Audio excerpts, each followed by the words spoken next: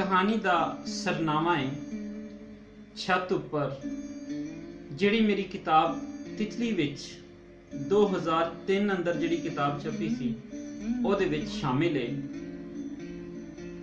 बसंत आने वाली है, ताइयों तां लोकी डोरां लवा रहे ने, गुड्डियां बना रहे ने, वाजे बना रहे ने, छत्तां सजा रहे ने। मैं अपनी छत ते सवेर दा कला बैठा, हुण 10 वज चुके ने। धुप नाल मौसम कुछ गर्म भी हो चुकिया है। सवेर दियां हाले तक कुछ ही गुड्डियां उड्डियां ने। कई कटीचकियां कोई उंजे ही थले लै गईयां, बिन पेचा लाइयां, बिन वड्डियां, बिन कटीचियां, पर मैं उंज दा उंज ही बैठा आसमान वल तक रहा। जे मैं वल होंदा ते हुण तक मैं भी कोई गुड्डी उड़ा के तुण के मार रहा होना सी। आम दिनां विच इस वेले मैं अपने काम धंधे विच मसरूफ होना। बस कल सवेरे ही उठिया तां बुखार महसूस हो रहा सी। सारी रात बुखार विच पिंडा तपदा रहा।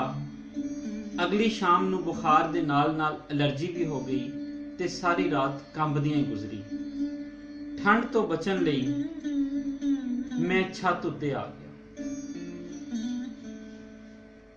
मेरियां नज़रां आसमान वल ने, आसमान ते उड़दियां पतंगां वल। एक पीली पतंग ते लाल गुड्डे दा पेचा पिया होया है। मेरा दिल धक धक कर रहा। जे डोरा मेरे हाथ विच होंदियां ते मैं दोवां नूं वख वख कर देना सी, पर मेरे वस विच कुछ नहीं। मैं बिन अख झपके उन्हां वल वेखदा रहा। पेचा लम्मा जा रहा सी, एक ने तां कटे ही जाना सी, पर मैं चाहता सा कि देखना चाहता सा कि पतंग कटीचदी है या गुड्डा। फैसले विच हुण थोड़ी देर ही बाकी रह गई, क्योंकि हवा बहुत तेज हो गई। मेरे पिंडे विच ठंड नाल कंबनियां आईयां, जिहदी मैनूं हुण कोई परवाह नहीं। मैं उतां होर उतां वेखी जा रहा सा। आखिर पतंग ने गुड्डे नूं वड्ढ दिता। फिर थोड़ी देर बाद तेज हवा दे बुले नाल पतंग भी टुट गई। मैं सवेर दा लम्मा पिया बोर हो रहा सा। सारा दिन मसरूफ रहने वाले बंदे नूं जे 5-6 घंटे मसरूफियत तो बगैर गुजारने पैन, वेला रहना पवे, तां बड़ी औखत महसूस होती है। मेरा मन आसमान वाल तकन ते नहीं सी कर रहा। इसलिए मैं मंजी ते उठ के बह गया। मेरियां नजरां छत दे दुआले आल दुआले 4 चुफेरे छतां ते पई। चुफेर चुप पसरी हुई ते मैनूं लग्या जिवें मैं कब्रस्तान विच होवां ते अपनियां कबर विचों दूजियां कबरां वल तक रहा हां। शफाफ जही धुप हर शै नूं सुंदर ते उगड़वां कर रही सी, जिवें सारियां नूं हुणे ही गुसल दिता है। कोसी कोसी धुप ने मेरे पिंडे नूं अपनी वलेट विच लै लिया। मैनूं बड़ा चंगा लगा। मेरा मन कीता मैं भी धुप नूं अपनी बुकल विच लको लवां। मैं पैरां ते चादर पा के बनेरे नाल सिर ला के बह गया। मेरी नज़र छत्तां दीयां कितारां ते पै रही सी। हर छत दूजी छत नाल जुड़ी हुई, जिवें जे एक भी थोड़ी जी परां होवे ते फिर किसी ने भी कायम नहीं रहना, वीरानी ही वीरानी। मेरी छत के सामने मलक होरां दी छत सी। सज्जे खब्बे पासे सैयद होरां दी ते पिछली छत उत्ते खाला नरगस रहिंदी। होर सारियां छत्तां उत्ते किसे दी वसों नहीं सी। बाकी छत्तां दे हेठ रहिंदे सन, पर अज खाला नरगस होरी भी लगदा सी किधरे चले गए ने, कोई नजर नहीं सी आ रहा। सामने छत उत्ते मलक होरां ने कमरा पा के किराएदार रखे हुए सन, ਜਿਹੜੇ हर साल 6 महीने बाद बदलते रहते। मैनूं इंज लग रहा जिवें मैं कल्ला ही हाँ ते मेरियां नज़रां इस किलापे नूं दूर करन लई कोई बशर लभ रहीआं सन। मलक होरां दे किराए वाले मकान दी छत ते हलचल हुई। मैं वेखिया ते एक गिले कपड़े पए हुए सन। एक तार उत्ते पता नहीं किस वेले मैं ख्यालां विच गवाच गया सा कि कोई आके कपड़े सुकने पा गया। कपड़े हवा नाल माड़ा जिहा हिल रहे सन, नुचड़ते पे सन, धुप नाल सुकते पे सन। राजू ਇੱਕਦਮ ਆਵਾਜ਼ ਮੇਰੇ ਕੰਨੀ ਪਈ। ਇਹ ਆਵਾਜ਼ ਮੇਰੇ ਘਰੋਂ ਹੀ ਆਈ ਸੀ। ਮੈਂ ਜਲਦੀ ਨਾਲ ਬਨੇਰੇ ਥੱਲਿਓਂ ਝਾਕਿਆ। ਥੱਲੇ ਆ ਕੇ ਕੁਝ ਖਾ ਲੈ, ਚਾਹ ਵੀ ਬਣਾਈਏ ਤੇਰੇ ਲਈ, ਮਾਂ ਨੇ ਆਖਿਆ। ਉੱਤੇ ਹੀ ਘੱਲ ਦੋ। ਮੈਂ ਜਿਵੇਂ ਅੱਜ ਛੱਤ ਤੇ ਰਹਿਣ ਦਾ ਇਰਾਦਾ ਕਰਕੇ ਵੇਖਿਆ। ਮੈਂ ਫਿਰ ਮੰਜੀ ਤੇ ਲੰਮੇ ਪੈ ਗਿਆ। ਹੁਣ ਮੇਰੀਆਂ ਅੱਖਾਂ ਬੰਦ ਸਨ। ਐ ਲੈ ਚਾਹ। 2 ਮਿੰਟ ਮਗਰੋਂ ਮਾਂ ਨੇ ਚਾਹ ਰੱਖਦਿਆਂ ਆਖਿਆ। ਮੈਂ ਉੱਠ ਕੇ ਵੇਖਿਆ, ਚਾਹ ਦੇ ਨਾਲ 2 ਰਸ, ਇੱਕ ਦਵਾਈ ਦੀ ਸ਼ੀਸ਼ੀ ਵੀ ਟਰੇ ਵਿੱਚ ਪਈ ਹੋਈ ਸੀ। ਇਹ ਦਵਾਈ ਮੈਂ ਸਵੇਰੇ ਵੀ ਖਾਧੀ ਸੀ। ਡਾਕਟਰ ਨੇ ਆਖਿਆ ਸੀ ਜੇ ਟੀਕਾ ਨਹੀਂ ਲਵਾਉਣਾ ਤੇ 4 ਘੰਟੇ ਬਾਅਦ ਇਹ 2 ਗੋਲੀਆਂ ਖਾਣੀਆਂ ਪੈਣਗੀਆਂ। ਮਾਂ ਨੇ ਮੈਨੂੰ ਯਾਦ ਕਰਾਇਆ। ਫਿਰ ਮੈਨੂੰ ਖਿਆਲ ਆਇਆ, ਰਾਤੀ ਮਾਂ ਦਵਾਈ ਲੈਣ ਮੇਰੇ ਨਾਲ ਹੀ ਗਈ। ਪਤਾ ਨਹੀਂ ਕਿਉਂ, ਜੇ ਕਦੋਂ ਮੈਂ ਬਿਮਾਰ ਹੋ ਜਾਵਾਂ ਤੇ ਮਾਂ ਮੇਰੇ ਨਾਲ ਹੀ ਦਵਾਈ ਲੈਣ ਜਾਂਦੀ ਹੈ। ਫਿਰ ਡਾਕਟਰ ਨੂੰ ਇੰਨਾ ਕੁਝ ਦੱਸਦੀ ਹੈ ਕਿ ਮੈਂ ਸਮਝਣਾ ਵਾਂ ਕਿ ਮੈਂ ਠੀਕ ਹੀ ਨਹੀਂ ਹੋਣਾ ਹੈ ਤੇ ਮੈਨੂੰ ਆਪਣੀ ਆਪ ਤੋਂ ਚਿੰਤਾ ਹੋਣ ਲੱਗ ਪੈਂਦੀ। ਪਰ ਹਾਲੇ ਮੇਰਾ ਨਹੀਂ ਜੀ ਕਰਦਾ ਪਿਆ। ਦਵਾਈ ਵੱਲ ਤੱਕਦਿਆਂ ਮੈਂ ਆਖਿਆ, ਤੁਸੀਂ ਜਾਓ, ਮੈਂ ਖਾ ਲੈਣਾ।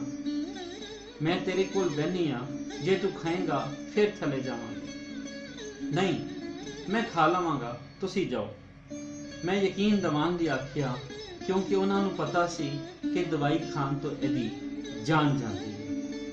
ਨਹੀਂ, ਤੂੰ ਨਹੀਂ ਖਾਏਂਗਾ, ਆਖੋ ਮੇਰੇ ਕੋਲ ਬਹਿ ਗਈ।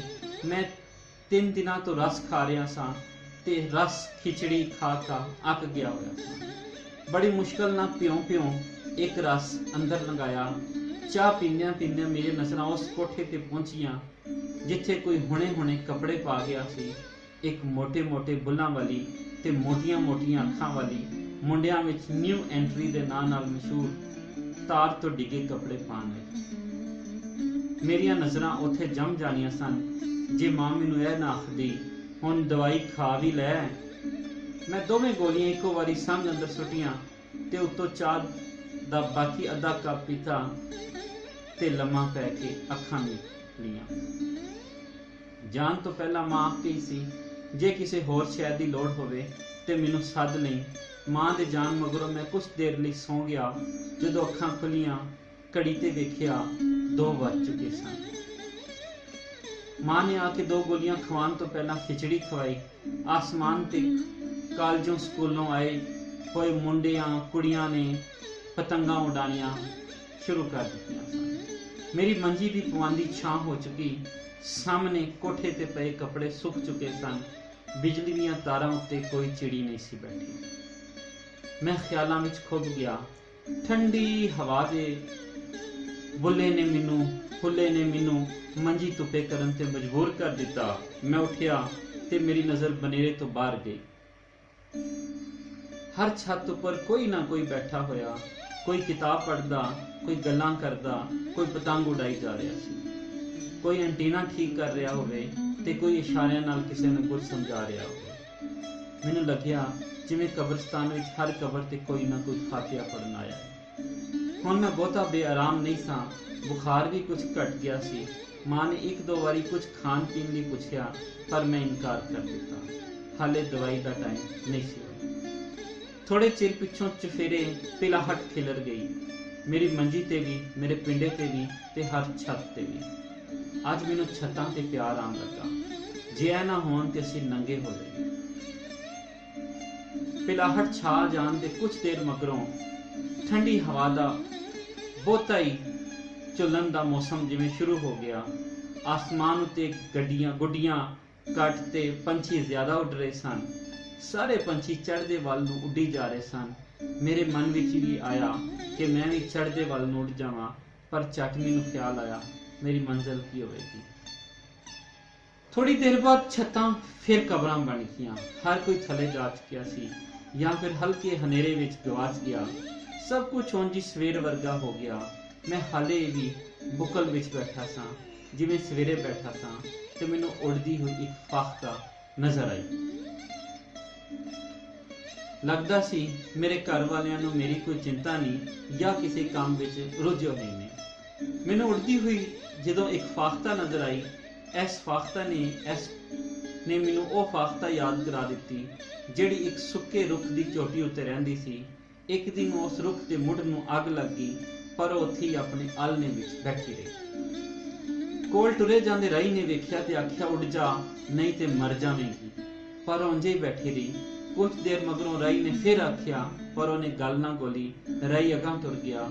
ਕੁਝ ਦੇਰ ਮਗਰੋਂ ਜਦੋਂ ਪਰਤਿਆ ਤੇ ਵੇਖਿਆ ਅੱਗ ਉਹਦੇ ਆਲਣੇ ਦੇ ਕੋਲ ਪਹੁੰਚ ਜਾਣ ਵਾਲੀ ਏ। ਜੇ ਉਹ ਨਾ ਉੱਡੀ ਤੇ ਸੜ ਜਾਵੇਗੀ। ਰਾਈ ਨੇ ਸਵਾਲੀਆ ਤੇ ਇਲਤਜਾ ਭਰੀ ਨਜ਼ਰਾਂ ਨਾਲ ਉਹਨੂੰ ਵੇਖਿਆ ਤੇ ਫਿਰ ਇਲਤਜਾ ਭਰੀ ਆਵਾਜ਼ ਨਾਲ ਉਹਨੂੰ ਆਖਿਆ ਕਿ ਉੱਡ ਜਾ।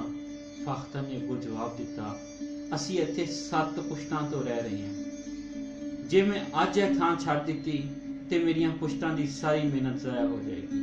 ਇਹ ਸਾਡਾ ਆਪਣਾ ਵਤਨ ਹੈ। ਜਦੋਂ ਫਾਖਤਾ ਨੇ ਇਹ ਆਖਿਆ ਤੇ ਅੱਗ ਉਹਦੇ ਆਲਣੇ ਤੱਕ ਪਹੁੰਚ ਚੁੱਕੀ ਸੀ ਤੇ ਫਿਰ ਉਸ ਤੱਕ ਵੀ ਪਹੁੰਚ ਗਈ। ਕੁਝ ਦੇਰ ਮਗਰੋਂ ਫਾਖਤਾ ਤੇ ਉਹ ਰੁੱਖ ਸੜ ਕੇ ਸਵਾਹ ਹੋ ਗਏ। ਮੈਨੂੰ ਲੱਗਿਆ ਮੈਂ ਵੀ ਇੱਥੇ 7 ਪੁਸ਼ਤਾਂ ਤੋਂ ਰਹਿ ਰਿਹਾ ਹਾਂ। ਜੇ ਮੈਂ ਉੱਠ ਗਿਆ ਤੇ ਫਿਰ ਗੱਦਾਰੀ ਕਰ ਰਿਹਾ ਹੋਵਾਂਗਾ। ਮੇਰੀਆਂ ਨਜ਼ਰਾਂ ਚੁਫੇਰੇ ਘੁੰਮੀਆਂ, ਪਤਾ ਨਹੀਂ ਕਿਸ ਸ਼ੈ ਨੂੰ ਲੱਭ ਰਹੀਆਂ ਸਨ, ਪਰ ਮੇਰੀ ਤੇ ਕੋਈ ਸ਼ੈ ਗਵਾਚੀ ਨਹੀਂ।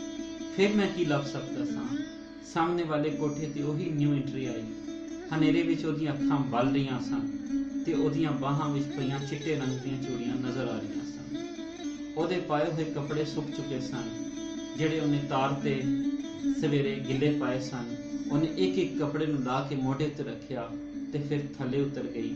ਦੂਰ ਬਿਜਲੀ ਦੀਆਂ ਤਾਰਾਂ ਤੇ ਅਬਾਬੀਲ ਬੈਠੀਆਂ ਮਹਿਸੂਸ ਹੋ ਰਹੀਆਂ ਸਨ, ਪਰ ਉਹ ਵੀ ਸਾਰੀਆਂ ਚੁੱਪ।